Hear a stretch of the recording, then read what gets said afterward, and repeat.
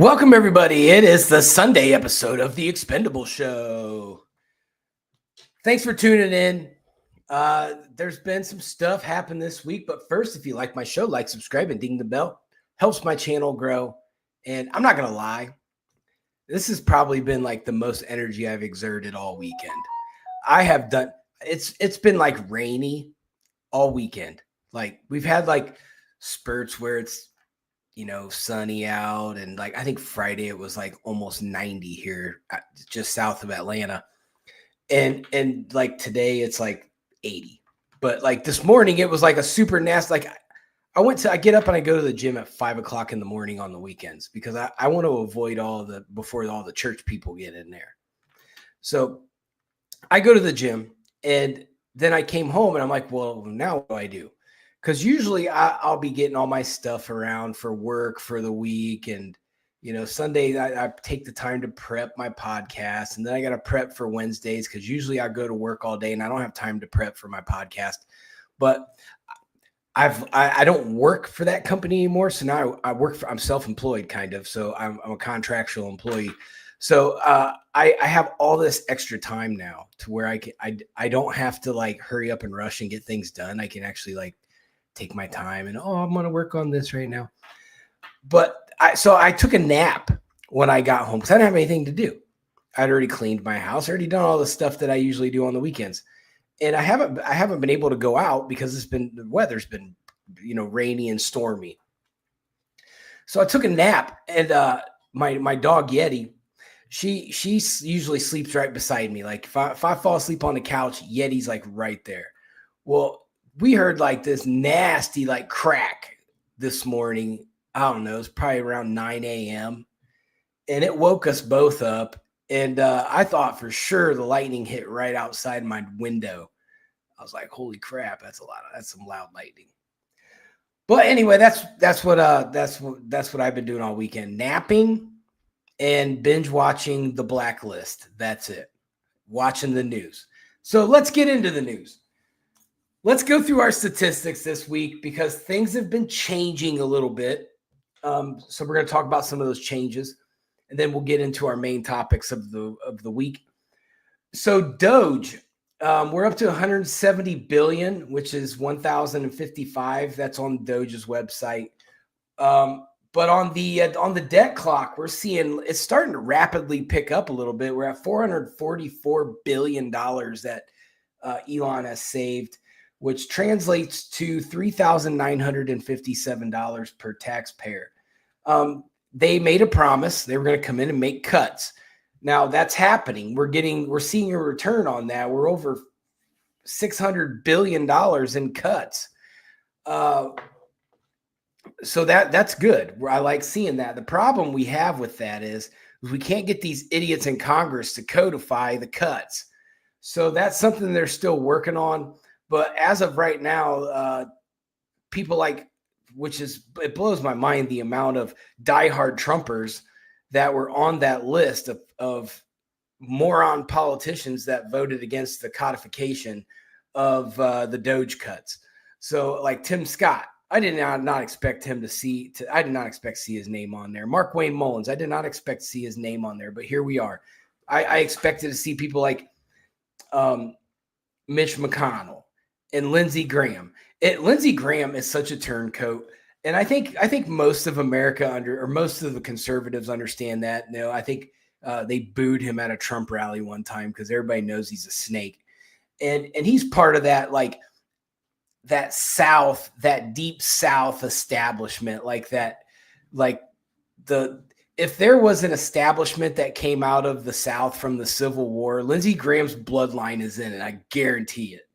He is a good old boy, but he does not like anything that comes out of the North. Nothing. So I'm not a big Lindsey Graham fan. I don't think anybody really is. But he reminds me of, if any of you ever watch The Righteous Gemstones, he's like Baby Billy on Righteous Gemstones. He shows up and everybody's like, oh, this freaking guy. What does he want now? And that's Lindsey Graham. Like he walks in the room and everybody's like, oh, Here comes baby Billy with another stupid scam. That's Lindsey Graham, the scammer. But see, liberals, we don't like each other on the conservative side. We don't like Lindsey Graham. At least most of us don't. I don't know how that guy keeps getting elected. So let's go into eggs. Eggs, $4.15 was the average of in 2024. Today we're at $3.45. So we're seeing kind of a little slight upward trend in the price of eggs. So I'm going to pay close attention to that and see just how far that goes. Ro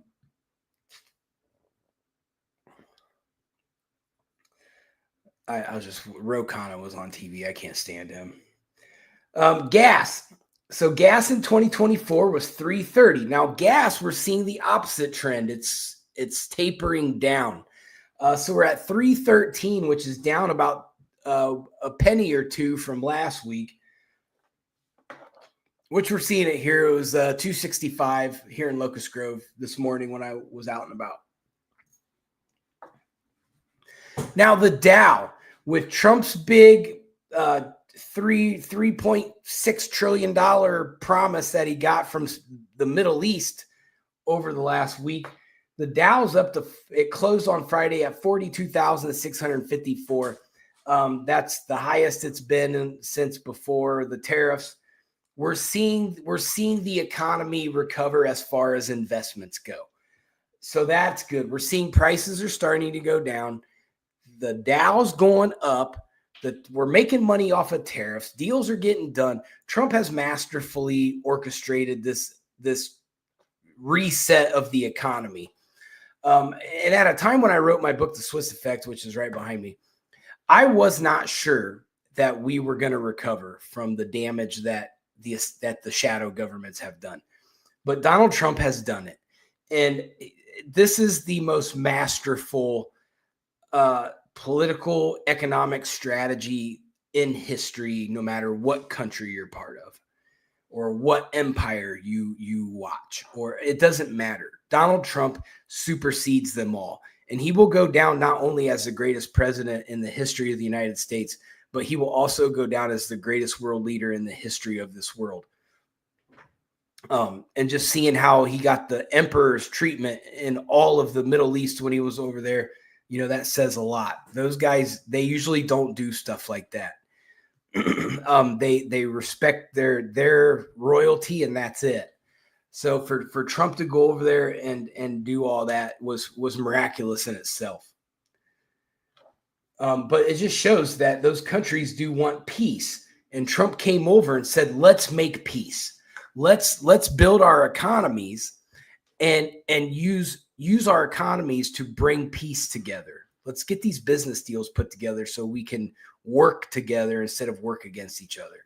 It's brilliant, and it's works. So we've also seen real clear politics. Trump's approval rating is continually going up. I think we're at like 3 episodes in a row where Trump's approval rating has gone up. He's out of the 45s and he's back up into the 46s. So he's 46.1.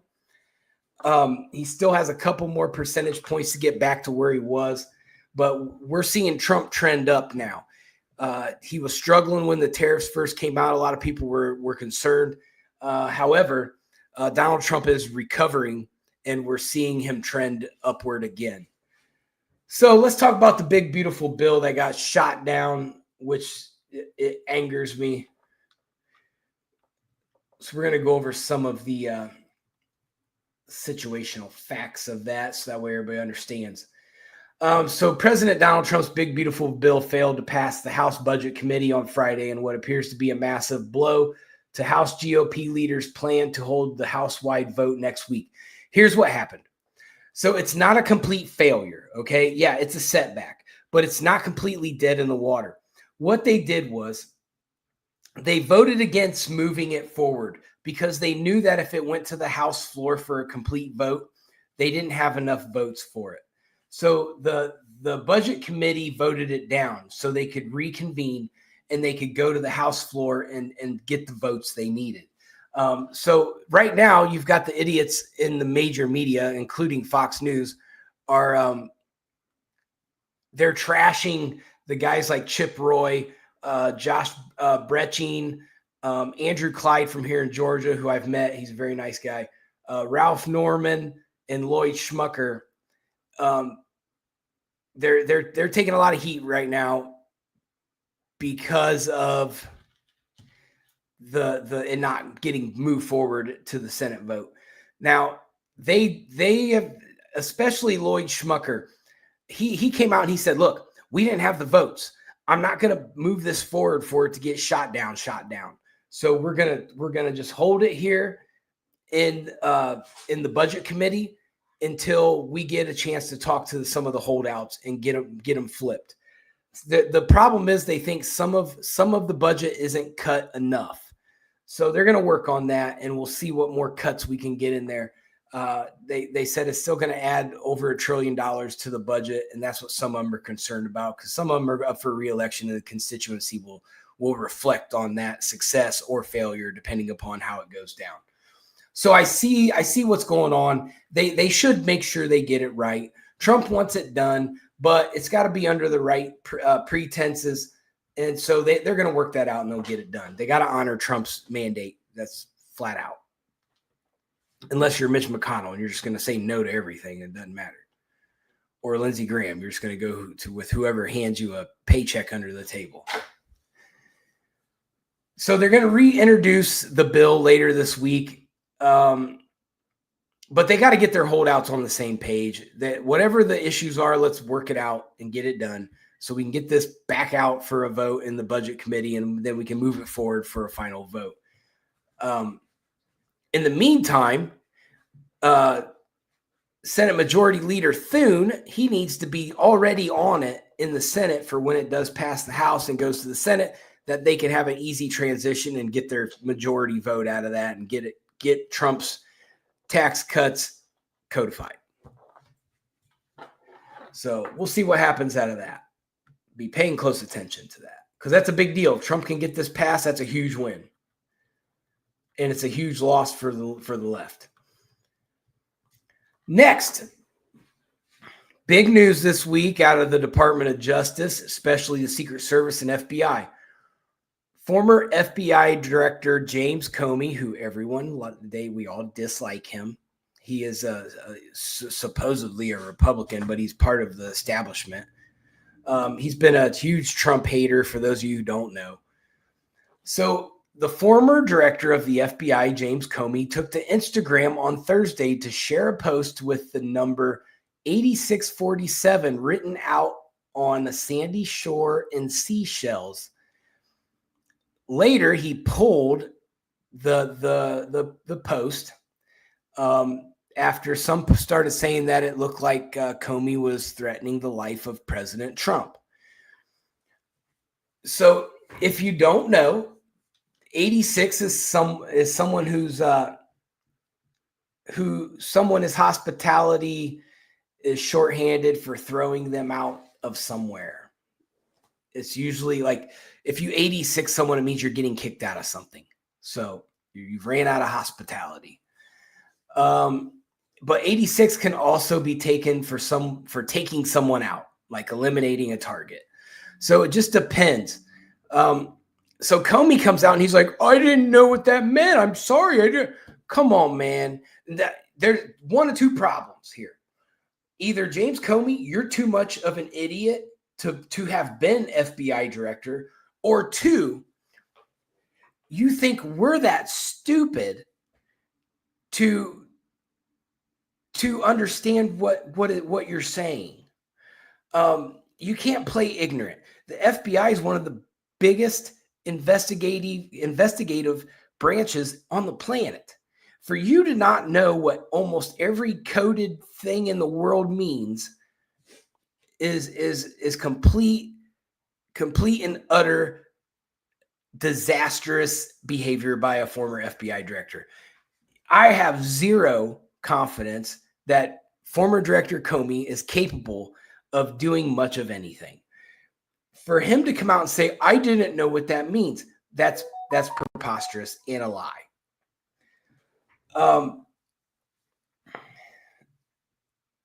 So Comey's post could mean he wants to throw Trump out of office, or it means if you're Donald Trump Jr. said Comey's plotting to take Trump out of the Oval Office in a box. So it just depends on how you look at it. Comey said, I didn't mean either. I didn't know what that meant. I just saw these shells, took a picture. So somebody just miraculously knew that the former FBI director, who doesn't like Donald Trump, went ahead of him while he's taking a nice little stroll on the beach and said, hey, let's put this 8647 down here and see if we can get Comey to take a picture of it. Come on, man. Too coincidental. It would never go down that way. Comey made it, took a picture, posted it. So Comey claims he shared the picture because he came across the seashells on the beach and assumed it was a political message. He just walked up on these seashells. He adds he didn't know what it meant and didn't realize that it's been used to call for violence against the president. Comey wrote, it never occurred to me, but I oppose violence of any kind, so I took the post down. Homeland Security Director Kristi Noem, who's awesome, announced that the department and the Secret Service are investigating Comey's social media threat, claiming he called for the assassination of Trump. Which I agree. I think that's what he was saying. James Comey served as the FBI director from 2013 to 2017, but President Trump dismissed him, calling him a real nut job. The guy's a real nut job. Comey has since repeatedly fired off at the president publicly. In a Friday interview with Fox News, Trump dismissed Comey's apology and claimed that he didn't know that's what the seashells meant. He argued that Comey was openly calling for his assassination, which I believe is true. He knew exactly what that meant. A child knows what that meant. If you're the FBI director and you don't know what that meant assassination, and it says it loud and clear. So it's my opinion that it's likely that Comey knew what he was saying. I would think that he would be stupid to not. When you come to putting the numbers 47 and 86 together, it should have been a huge red flag. I'm no genius, but I know a lot of the law enforcement coded things, and that would have stuck out to me as a nobody. I'm not even the former FBI director.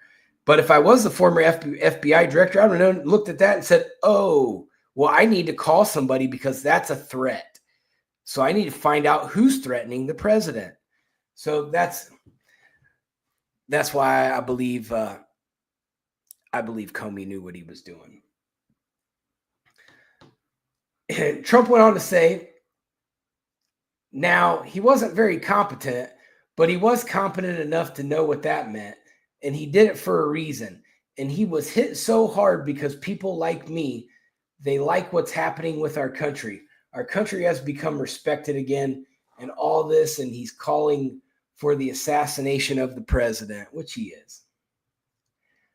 Brett Baer from Fox interviewed Comey, and Comey apologized, said it wasn't a call to violence. Trump dismissed the apology and explanation and said it was up to Pam Bondi whether or not to punish him. He went on to say, I don't want to take a position on it because that's going to be up to Pam and all the great people. But I will say this, I think it's a terrible thing. And when you add his history to it, if he had a clean history, he doesn't. He's a dirty cop. He's a dirty cop. And if he had a clean history, I can understand if there was leniency. But I'm going to let them make that decision. So Trump's like throwing it out there. Like, the dude's a dirty cop. We all know that. He was part of the problem in the FBI. So Dan Bongino made a statement on X. He said Comey's actions are another example of failed leadership that continues to haunt the agency. Former FBI Director James Comey brought shame to the FBI badge yet again this past week. The director and I spent an inordinate amount of time cleaning up messes left behind by former Director Comey, and his latest actions are no exception. As the Deputy Director of the FBI, I am charged with standing with the Director Patel with managing the most powerful law enforcement agency in the world. The director and I are also responsible for looking at grave mistakes made by people within the FBI in the past and ensuring they never happen again. As I've stated in the past, I cannot post openly about the things the director and I are doing to reform the enterprise, but I assure you they are happening. Sadly, many of those agenda items are the result of former Director Comey's poor decision-making and atrocious leadership. So Bongino's right. For those of you who don't know, I'm a huge Dan Bongino fan. I think he's brilliant, and I think he's straight as an arrow. He's exactly what I would want all of my FBI agents to be like. He has no partisanship. He has a job. My job is to America, period. That's it. I don't have no other job other than to serve America in law enforcement. So I love Dan Bongino because I believe he is a straight shooter. Same with Kash Patel. Just the two best people you could put in the FBI as director and deputy director. Now, what do I think should happen? I think this is a tactic that the left uses all the time.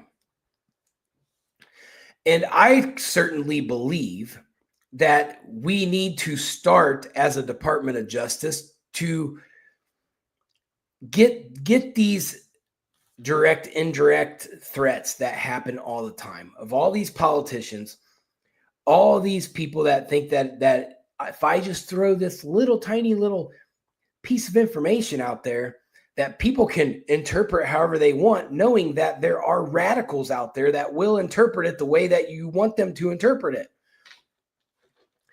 We need to make an example out of that. Yes, I believe 100% in freedom of speech, but I also believe that freedom of speech should come without maliciousness.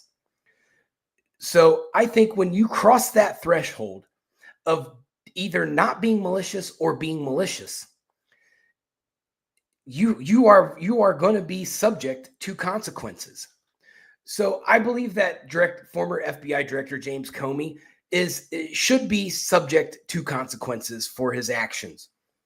And that is something that I voted for as a voter. Out of all the things that President Trump, I didn't have an issue with his economic plan. I didn't have an issue with none of that. I trust President Trump to fix the economy, fix international issues. What I really, really voted for him for was consequences. I want governmental officials to be held accountable because it's out of control. The amount that the left tries to bait violence every week is astronomical. And until we start holding them accountable, it's just like with January 6th, where they went after Trump. Trump gave a speech that said nothing about violence, but violence happened. And then they tried to charge him for causing it.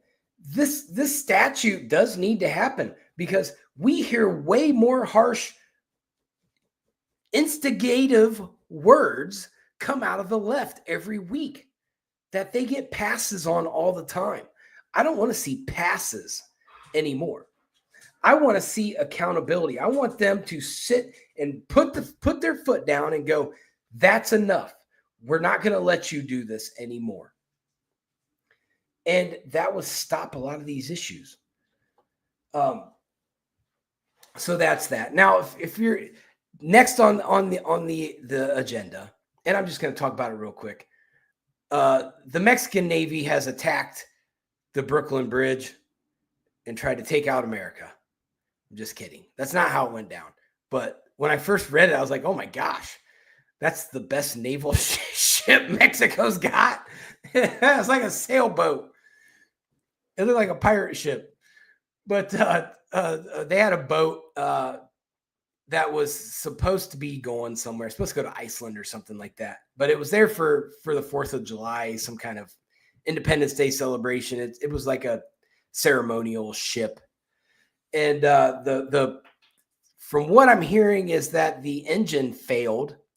And so the current from the Hudson River pulled it back in, and it ended up knocking off like its mast and everything, like clotheslining it off the Brooklyn Bridge. And like 2 people got killed and like a bunch of people got injured. So, it did turn into a tragedy. But then you get people like Chuck Schumer. He couldn't wait to get to a microphone and go, "We probably need to look into how the Trump administration's policies caused this." Get out of here, dude. Every single time. You can't do it every single time, Chuck. It's not going to work every time. This was a simple motor malfunction on a ship that had nothing to do with Sean Duffy's job as the secretary as the secretary head. Try again. But we can't go honor the people injured and the 2 dead people, but we got to hurry up and get in front of a microphone and point the finger at Donald Trump as fast as we can. Which, by the way, that method is failing once again, because you guys haven't learned your lesson from when you got your asses whooped by Trump in the presidential election and then lost every branch of the government. You haven't learned your lesson. Like, it's the biggest ass whooping in government history, and you guys are sticking with the same game plan. Just, hey, Trump bad, stick with the plan. Hell, even the Raging Cajuns telling you that, hey, this plan ain't working. The plan you guys are doing, it ain't working. We got to do something different. So the Raging Cajuns, James Carville, which I don't like him either. He's an idiot. I'd like to meet him in a dark alley one day. But he's an idiot. But he's right about that. Every once in a while, James Carville will say something that's worthwhile. Most of the time, he doesn't. So that's the Mexican boat running into stuff. So let's go on to the Diddy trial. Let's talk about that real quick, because it's big headlines, and the media kind of skips over some of the main things that are there, but I'm going to talk about them because that's what I do. So Sean Diddy Combs is currently on trial facing serious charges of sex trafficking and racketeering, with significant testimony coming from his ex-girlfriend, Cassie Ventura. Now, I watched Cassie Ventura. I've watched the collection of information about Cassie Ventura. I'm not sold that Cassie Ventura is an innocent bystander in all this. She may be, but I've seen her say 2 different things on record, so I'm not sure that her testimony is credible. I'm not going to dog on her and say, well, she's not a victim. She's just seeking attention. She may be a victim, but I am going to say that with what she has said on record in several different occasions, they do not match up, not even close. So I have my doubts as to what's the real story coming out of Cassie Ventura. So, she's admitted to being an active, willing participant, and she's said, I was raped. So I'm not sure. I'm not sure with her. So the charges against Diddy's accused of orchestrating a long-term conspiracy involving the sexual abuse and coercion of women, using his wealth and influence to exploit them. The charges include sex trafficking, racketeering, and other serious offenses that could lead to a life sentence if convicted. Now, one thing they've left out on all this information is the minors. Diddy has, there are allegations of minors, but we're not hearing about those parts of it. So that's something that I'm going to pay close attention to. So let's get into Cassie Ventura's testimony from what she just did this week on the stand. Cassie Ventura has been a central figure in the trial, providing detailed testimony over several days. She has recounted instances of alleged abuse, including claims that Diddy coerced her into participating in sexual encounters with male escorts referred to as freak-offs. During her testimony, she described feeling ashamed and manipulated by Diddy. I don't doubt any of that. I feel like that with the amount of people talking about the freak-offs and Diddy's whole shebang, that's pretty consistent as to how the story goes, that this is kind of how it goes down. So on cross-examination, Diddy's defense team had been actively cross-examining Ventura, challenging her account of events in the timeline of the alleged incidents. They have presented text messages between her and Diddy to argue that the encounters were consensual, and that's where we're talking. There is some damning evidence against Cassie Ventura that she was an active participant in this. The defense claims to portray their relationship as one with mutual violence rather than coercion. So there we go. The defense has done a good job of debunking Cassie Ventura. The text messages. I think if I was a victim, I would probably get as far away from Diddy as possible. I don't understand. She repeatedly kept going to these events. So trial proceedings. The trial has seen intense courtroom drama, with the judge expressing frustration over the length of the cross-examination, especially considering Ventura's pregnancy. She is pregnant. The defense's strategy has included scrutinizing the details of Ventura's testimony in the context of their relationship. So there's a question there as to what the relationship between Ventura and Diddy is. So the public interest in this, the trial has garnered significant media attention, with many spectators lining up to witness the proceedings.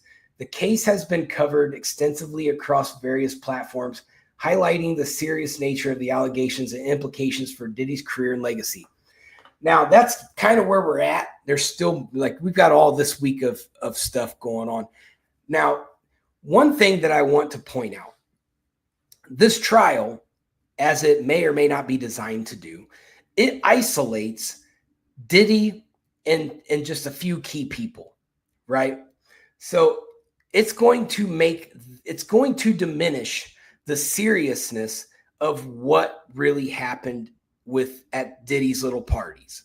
Okay. So I've gone through and want to remind everyone and add to the seriousness and talk about some of the people that are also key figures in these freak-offs or the white parties that they have too. So let's talk about some of these issues here. Politicians and royal families. Yes. So we're going to connect the dots here in a second. Barack Obama, Big Mike Obama, Bill Clinton, Hillary Clinton, Senator Cory Booker are linked to Diddy parties. They've all attended them. Jesse Jackson has been to Diddy parties. Andrew Cuomo, Diddy parties. Prince Albert II of Monaco. I can't read today. Diddy parties. Sheikh Moza bin Nasser. Whatever. But he's from Qatar royalty. Princess Madeline of Sweden. So how does Diddy get all these royal people to go to these parties?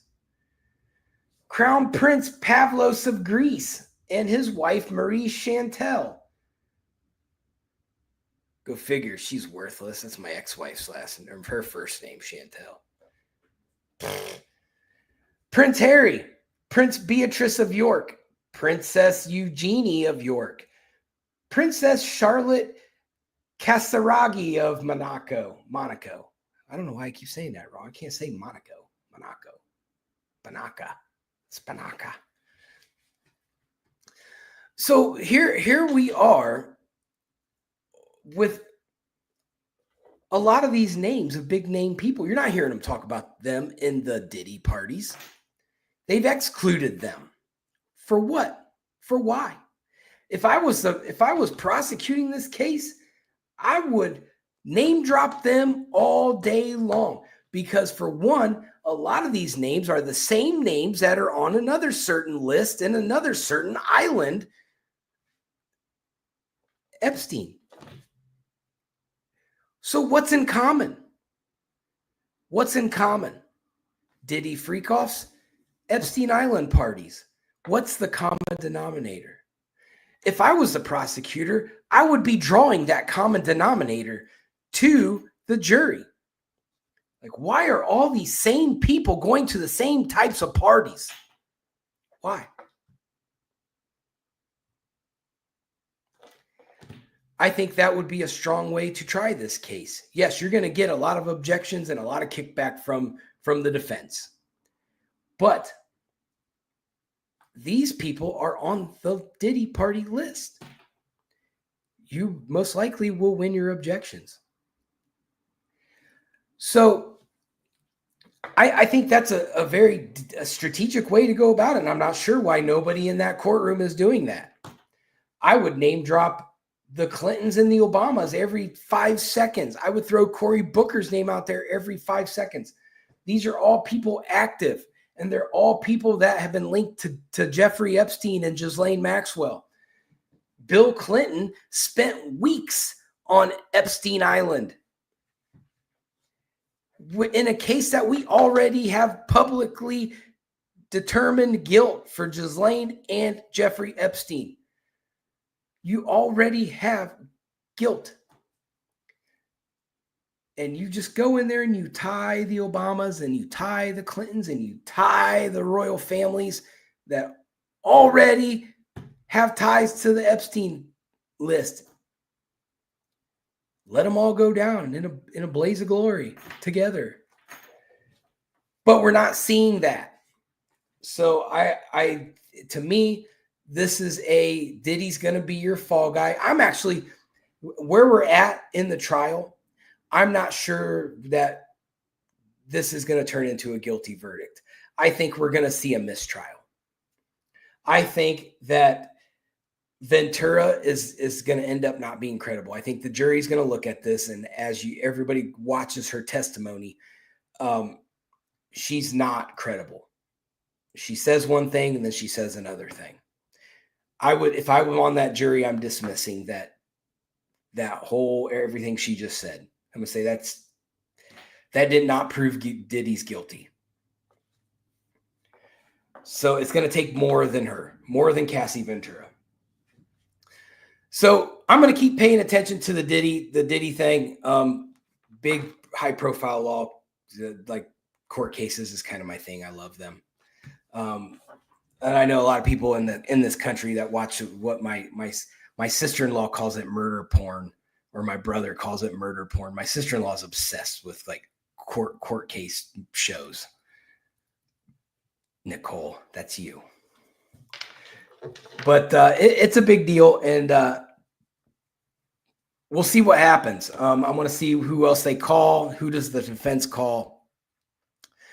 I'm not seeing Jay-Z on that list. He's a big name person that was right there by Diddy. Why is he not being called? But we'll see. There's still time. This is a ridiculous show trial, I think, that's going to go nowhere. My opinion. I was right about the RICO case with Young Thug. Me and Shauna, we both were right. I think Fonnie Willis either she's the most incompetent prosecuting attorney on the planet, or she tanked that case on purpose. So, also breaking news today. Former President Joe Biden was diagnosed with what they're saying is a stage 4 aggressive prostate cancer. I didn't like Joe Biden. I didn't vote for him. However, I did feel sorry for him, as I do believe that probably by the middle of his second year in his term, I believe he wasn't Joe Biden anymore. And I firmly believe that elder abuse happened to that man. And I feel bad. I don't want to see him die from prostate cancer. I hope that he recovers. I hope he has all the right doctors. Which it's really ironic that they never caught it, since it's already stage 4. You would have thought that he just had a physical. You would have thought they would have caught that. I'm sure Joe Biden goes to the doctor a lot.